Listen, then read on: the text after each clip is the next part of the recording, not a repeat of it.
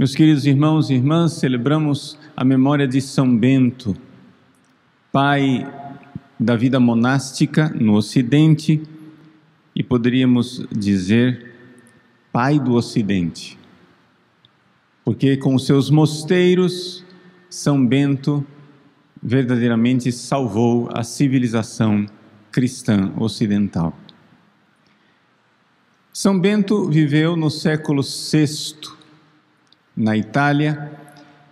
Ele foi educado pela sua família nas melhores escolas. Ele foi para Roma para estudar. A um certo ponto na sua vida, provavelmente por volta dos 20 anos de idade, ele deixa a busca de uma carreira de educação, de universidade, de escola, poderíamos comparando com os estudos de hoje, para se dedicar a Deus, e se recolhe como eremita numa caverna, num lugar chamado Subiaco. Lá ele fica alguns anos, sendo orientado por um monge sábio chamado Romano, que lhe trazia comida num cesto. Descia comida, né, por uma corda, e lá na caverna São Bento se alimentava.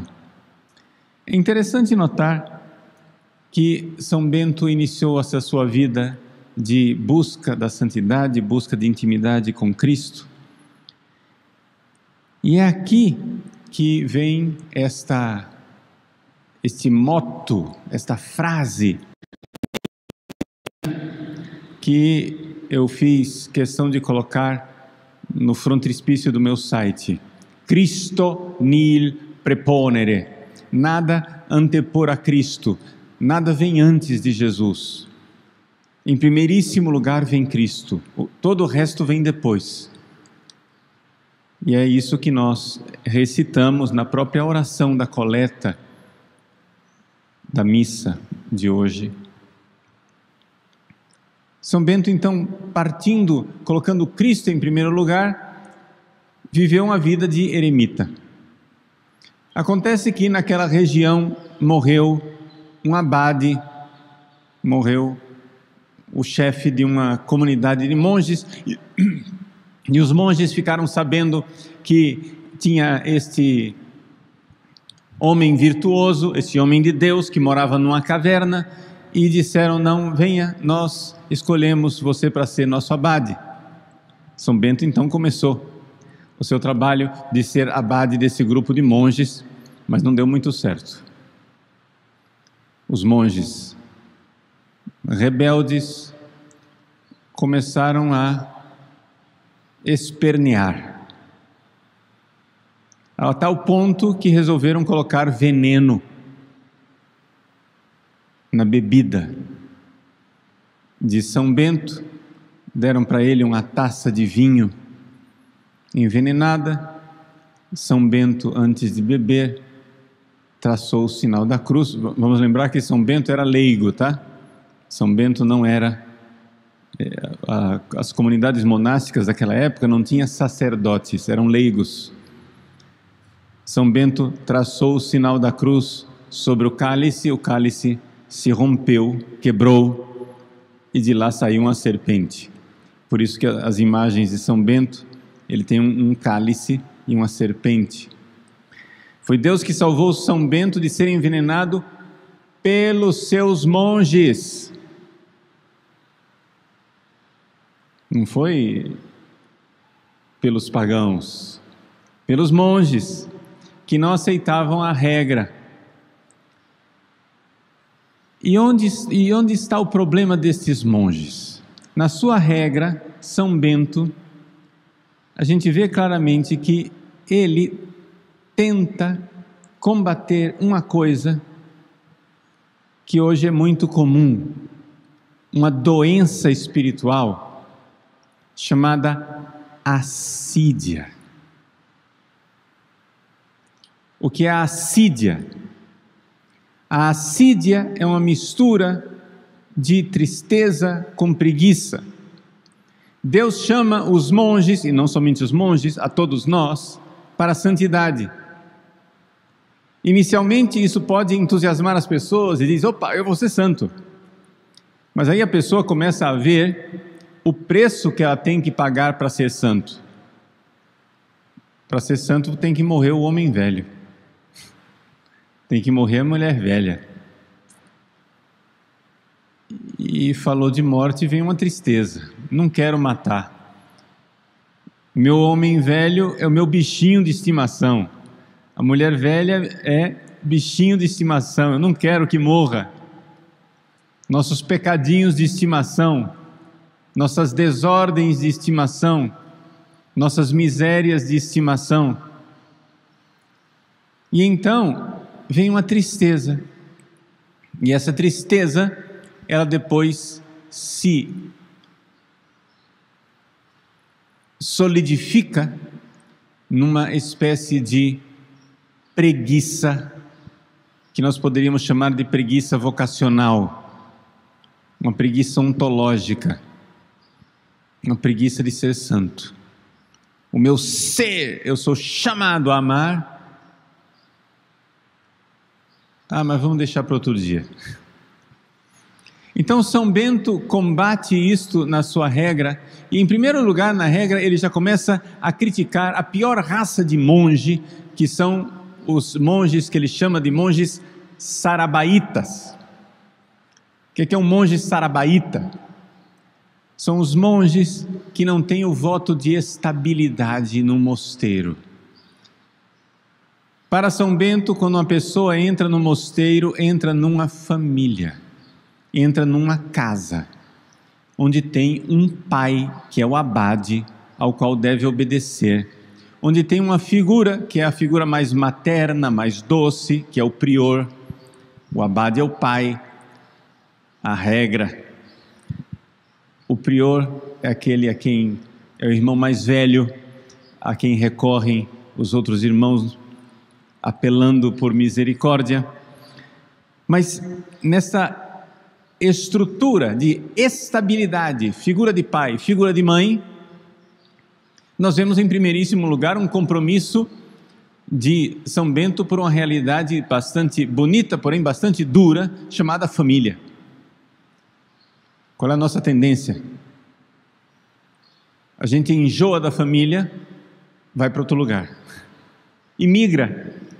Esse é o monge sarabaíta, é o monge que não tem aliança com uma comunidade fixa, é o monge que entra no mosteiro, aquela comunidade lá começa a apertar, começa a ser exigente, começa com os defeitos, as dificuldades, então o sujeito vaza, cai fora e fica pulando de mosteiro em mosteiro.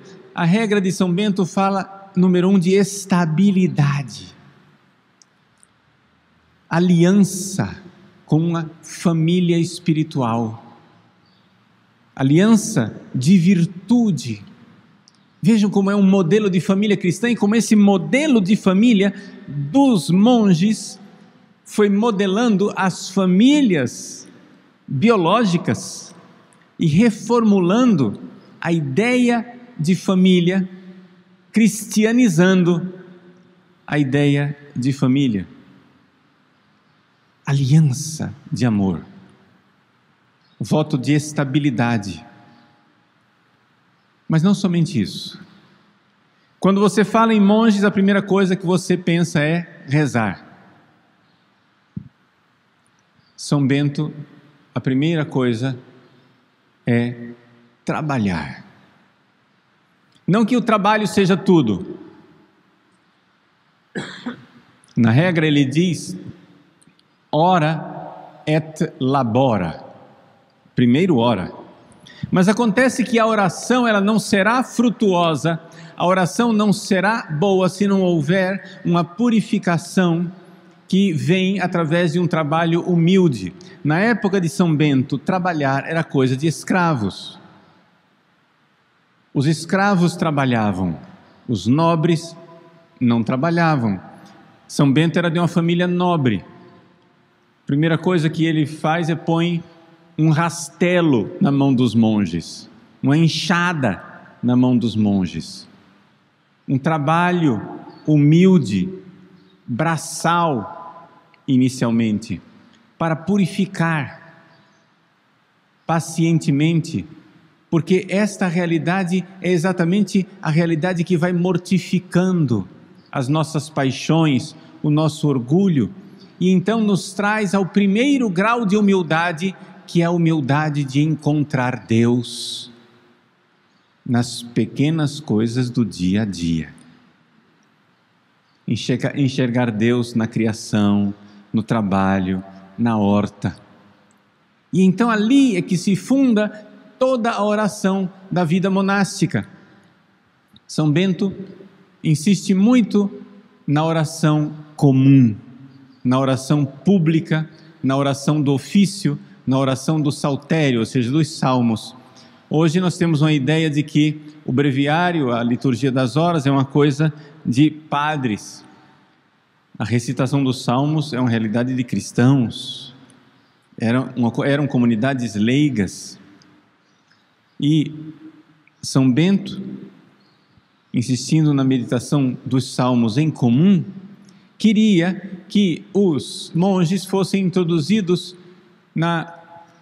o que se chama Lectio Divina, que nós poderíamos chamar meditação, leitura orante da Bíblia. Vejam, não havia Bíblia para todo mundo. Não pensemos que os monges, tinham uma Bíblia nos seus quartos, nas suas celas. Nada disso. Havia um grande livrão, que era o livro onde eles liam em comum, e ali eles, memorizando aqueles versículos, iam fazendo um tesouro na sua memória, para levar e ruminar aquilo durante o dia.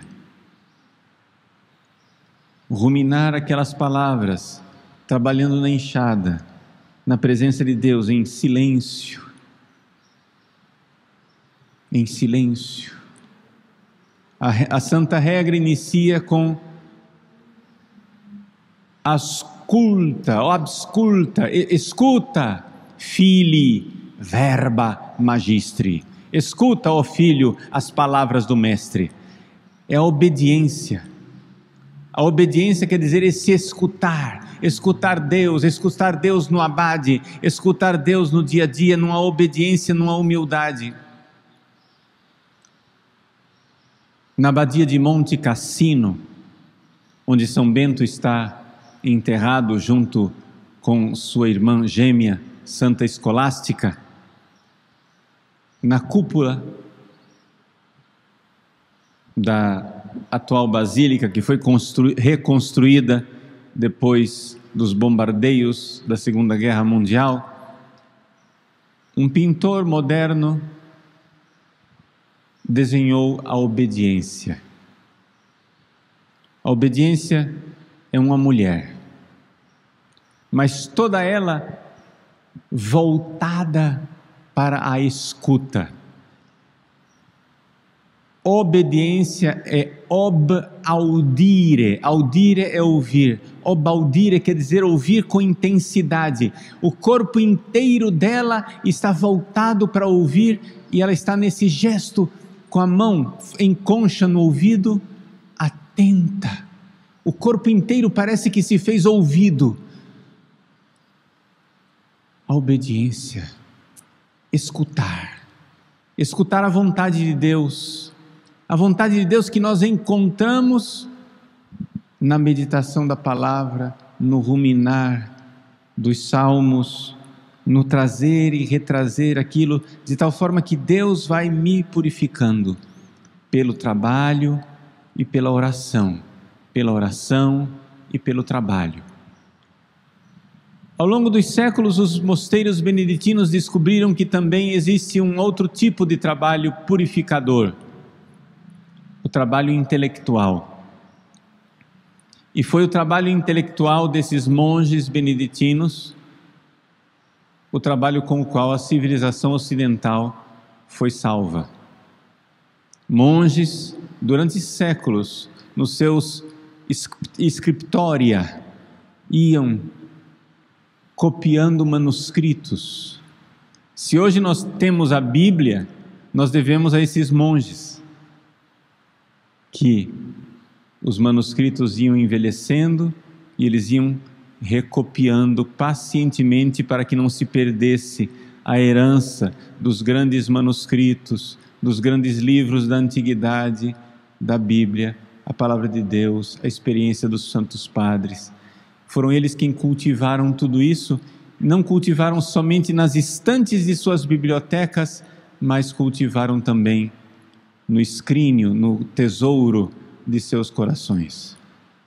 Meus queridos, em breves pinceladas, essa é a herança de nosso grande Pai São Bento. Uma herança de santidade em família. Voto de estabilidade numa família, não fugir da família. Trabalho humilde. Meditação constante da palavra de Deus. Uma meditação que é levada para o trabalho, para o dia a dia, de tal forma que não haja duas vidas, mas uma vida só. A vida de silêncio, recolhida, meditativa, onde na biblioteca do nosso coração nós nos tornamos como aquele pai de família que descreve o Evangelho. Nós vamos tirando desse tesouro coisas novas e velhas. Nesse trabalho, a configuração a Cristo. Nos graus de humildade pelos quais o monge vai passando, ele vai crescendo espiritualmente. O caminho do crescimento é para baixo, como Cristo, que se fez obediente até a morte, e morte numa cruz. A obediência e a humildade, por amor a Ele, santificam, configuram e fazem de nós santos, corações que nada antepõem a Cristo.